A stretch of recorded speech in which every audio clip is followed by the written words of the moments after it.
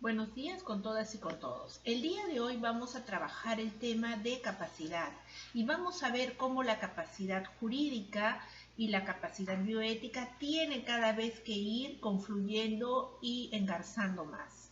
De hecho, nosotros desde el inicio de la carrera comenzamos a trabajar lo que es el acto jurídico y el artículo 140 del Código Civil, que es uno que nos hacen aprender casi de memoria, todos lo recordamos como aquel que establece que el acto jurídico es la manifestación de voluntad destinada a crear, regular, modificar o extinguir relaciones jurídicas y que establece una serie de requisitos dentro de los cuales está también el sujeto capaz, ¿no? Y esta capacidad que se establece es aquella que está obviamente vinculada a la capacidad de goce y a la capacidad de ejercicio, que son aquellas que nos permiten efectivamente ser sujetos de derechos.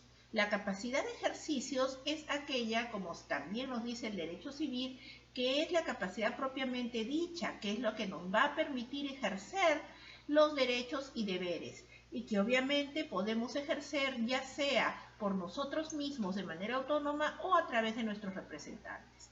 La capacidad también se dice desde el ámbito civil y desde el ámbito del derecho que es una capacidad variable. De hecho, la capacidad jurídica o la personalidad jurídica de la que hablan también los diversos instrumentos internacionales, sobre todo el Pacto Internacional de Derechos Civiles y Políticos y la Convención Americana de Derechos Humanos, es fundamental. ¿Por qué? Porque si no tenemos esta capacidad jurídica, pues no podemos ser sujetos de derecho y no podemos desarrollar relaciones reconocidas por el derecho. Esa es la importancia de la capacidad. La negación entonces de la capacidad jurídica va a implicar que los actos realizados por las personas sean o no sean relevantes para el derecho. Y vemos sentencias diversas como la de Karen Mañuca o la de Rolando Apaza, emitidas por el Tribunal Constitucional, donde queda claro que si yo no tengo, por ejemplo, un documento de identidad que me permita ejercer actos jurídicos y tener obviamente una capacidad jurídica, voy a tener absolutamente limitados mis derechos fundamentales. Por eso es que es fundamental, valga la redundancia, el tema de la capacidad de ejercicio. Y el elemento clave, de acuerdo a lo que el derecho civil ha establecido siempre para la capacidad de ejercicio, es el discernimiento o la capacidad de juicio, que es aquella que, como veíamos en la clase pasada, busca determinar el grado de capacidad teniendo en cuenta de si yo sé qué es lo que quiero o no quiero hacer y si esto que quiero o no quiero hacer es malo o es bueno. Es aquella que tiene que ver con el razonamiento, con la racionalidad de la que hablaba Kant, con la capacidad de juicio. Y claro, el derecho lo que busca es proteger la seguridad de la persona para que obviamente se establezca que si la persona realmente sabe lo que quiere y sabe si es bueno o malo, pueda ejercer sus derechos. Pero nos cuestionamos, como se ve también aquí en el cuadro, si no es demasiado paternalista esta postura o qué busca, seguridad jurídica o realmente seguridad de la persona. Y una tercera cosa que tiene que obviamente verse aquí es quién determina el discernimiento. ¿Quién dice realmente si la persona tiene la capacidad jurídica como para ser titular de derechos y de deberes? De acuerdo a nuestro Código Civil, la capacidad de ejercicio es plena, pero que también existen restricciones que nos van a poder establecer cuando hay una incapacidad absoluta, es decir, la imposibilidad de ejercer por uno mismo deberes y derechos, y cuando hay una capacidad restringida, es decir, cuando existe una limitación a la posibilidad de ejercer por uno mismo deberes y derechos. Esto ha ido evolucionando, porque incluso antes se hablaba de incapacidad absoluta y de incapacidad relativa. Esto acaba de cambiar hace muy poco también. La última vez ha sido ya en el año 2018. y sin duda ha cambiado para mejor, es decir, para un mayor reconocimiento de ser titular de derechos, de ser sujeto de derechos. ¿Por qué? Porque si la primacía es la persona, y aquí nos vamos al ámbito constitucional y al ámbito del derecho internacional de los derechos humanos, tenemos que buscar que esta persona sea plenamente capaz para realmente poder ejercer todos sus derechos, tanto fundamentales como derechos civiles y demás derechos que el Estado nos reconoce.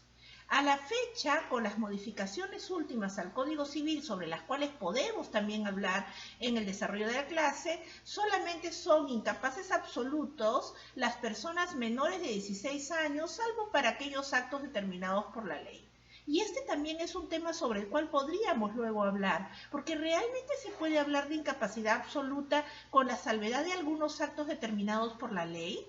Recordemos inclusive que cada vez más a nivel de lo que son los derechos de los niños, niñas y adolescentes, en la Convención de Derechos del Niño, otros tratados y también la normatividad nacional, hay cada vez una mayor, digamos, promoción y reconocimiento de los derechos de los niños, niñas y adolescentes, ya no contemplándolos o concibiéndolos como objetos de derechos, que hasta hace poco se entendía así, sino como reales sujetos de derecho. Entonces, este es un tema que, si bien ha mejorado, todavía tiene bastante por qué caminar a favor. La incapacidad de ejercicio, la capacidad restringida, implica entonces una falta de personalidad jurídica, pues sin duda, de hecho, la limita. Les mencionaba hace un rato, y aquí está el caso Rolando Apaza, que dice que efectivamente, y todos lo vemos en nuestra vida diaria, que cuando no podemos, obviamente, ejercer nuestra capacidad jurídica, cuando no tenemos un documento de identidad, también se nos limita el ejercicio de los demás derechos fundamentales.